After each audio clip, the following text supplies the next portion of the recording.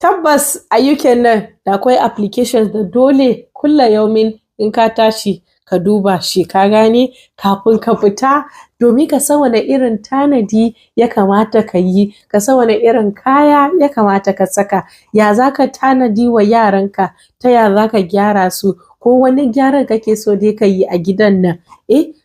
Ko ya kamata ka yi a ranan nan ko bai kamata ka yi ba. Assalamu alaikum mutane na, ya gida ya yau taku ce Hadiza. A wannan video edition mutane na ina so dai mu yi magana akan mahimmancin weather, ka duba weather. Mutumi na in kana Europe zan yi amfani da UK da nake. Ko summer aka ce, ko summer ne, ko winter ne, ko autumn ko spring, babu lokacin da za ka ga dai ba a yi ruwa ba, ko a ce wai wata ɗaya ba a yi ruwa ba kuma cikin summer ne. Mutumi na in ka ga dai rana ta fito